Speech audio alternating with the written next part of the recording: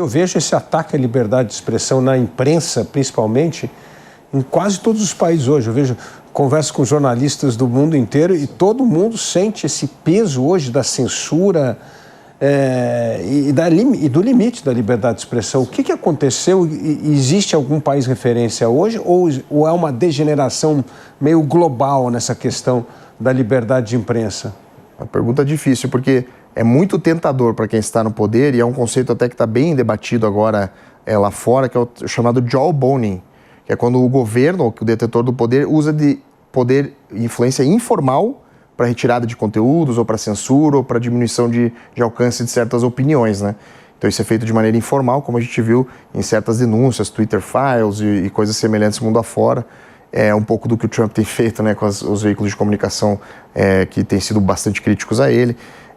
Isso é muito complicado mesmo. Então se pensa de novo, né, os faróis da democracia, os exemplos históricos que a gente tinha de liberdade de imprensa, liberdade de expressão, Inglaterra, Europa, Estados Unidos, estão passando por momentos muito graves disso. Só que tem bons exemplos, sim. A gente pode olhar para dentro desses mesmos países, né, para veículos e instituições que estão se inovando na defesa da liberdade de expressão. A gente sempre gosta de defender os nossos parceiros e dar luz a eles. O professor Jacob Mishingama e o Future of Free Speech, seu centro de pesquisa em Nashville, lá nos Estados Unidos, ele tem feito uma série de trabalhos junto a jornalistas mundo afora para se informarem sobre o que é a primeira emenda americana, quais são as proteções que elas trazem e quais são os argumentos que a mantêm de pé e como que eu posso levar isso para o debate público do meu país.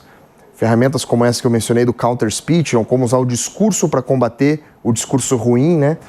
São bons exemplos mundo afora. E a gente tem também as ferramentas digitais que tem que trabalhar a favor disso. O Taiwan é um país que deveria ser um case maior aqui para o Ocidente. Então é um país que é constantemente assediado pela China, o maior país autoritário do nosso planeta hoje, o mais poderoso de todos de longe, que tem ferramentas tecnológicas extremamente avançadas, né, competindo com qualquer país do mundo nisso, e que fica constantemente assediando uma ilha que chegou a ser parte do seu território e que hoje goza de princípios democráticos, de um regime relativamente independente. Taiwan tem inovado muito em como usar ferramentas digitais, tanto para ter participação cidadã melhor, qualificada, então como que a gente corta através do debate polarizado e descobre o consenso no debate online. Há também ferramentas inovadoras de financiar jornalismo independente. Aquele que eu mencionei, né, o blogueiro, aquela pessoa que está na ponta, filmando um protesto ou documentando, né, um caso político na ponta. Então a gente tem talvez que olhar para exemplos um pouco fora dessa nossa bolha, né? E Taiwan, quem sabe, pode ser uma inspiração legal, hein? Uma coisa talvez que seja preocupante, voltando à escola e ao jornalismo, é a formação desses jornalistas, porque hoje em dia, infelizmente, tem muito viés ideológico, né?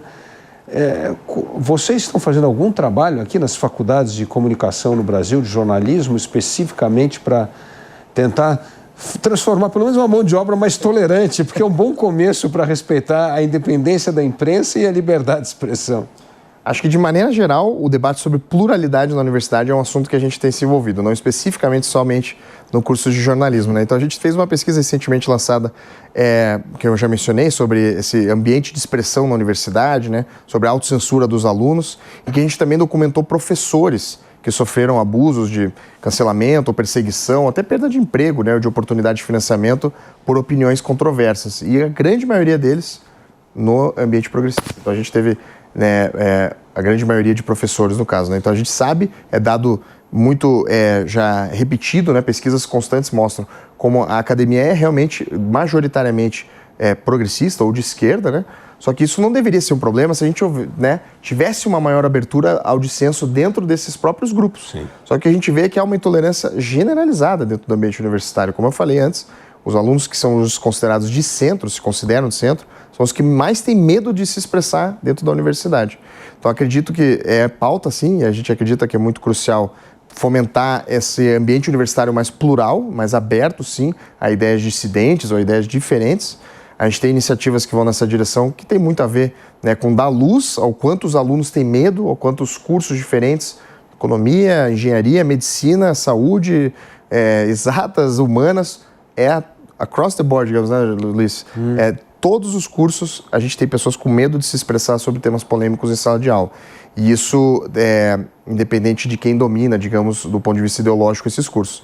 Então, eu acredito que é uma agenda importante a gente se juntar, quem está dentro da universidade hoje, que tem mais legitimidade, né, que são os próprios professores e alunos que têm participado, né, desse movimento aí de gerar mais pluralismo e debate dentro da universidade, se juntar, gerar força entre si, gerar uma comunidade que defenda dentro da própria universidade essa abertura ao debate e a partir desse lugar que tem mais legitimidade, né, para não ser visto como uma reforma de fora para dentro, né, como que a sociedade querendo tirar das universidades aquilo que elas têm.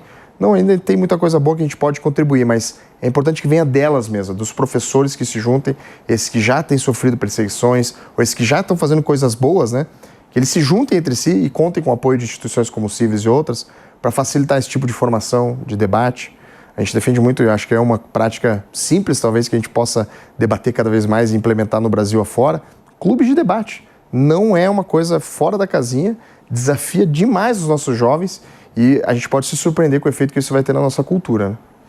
Agora, na educação, principalmente anglo-saxônica, na universidade, sempre começava com o que a gente chamava da educação liberal, liberal arts, né? E o liberal arts tem uma coisa fundamental. É muito centrado no início nas humanas. Então você tem não só clube de debate, como você falou, mas filosofia, história, geografia, literatura, história da arte. E esse conjunto de matérias dá o que eu chamo do mínimo denominador comum dos valores da civilização democrática, do mundo livre. E eu vejo, ultimamente, esta educação liberal em decadência. Em decadência porque não se dá mais a importância que se dava às humanas. Parece que as humanas foram abandonadas e no mundo de hoje o que interessa é se você aprende matemática, engenharia, ciência, tecnologia, etc. É possível resgatar a importância fundamental das humanas para a formação de cidadãos? E a gente acredita, a parte do nosso trabalho no Virtuária passa por isso.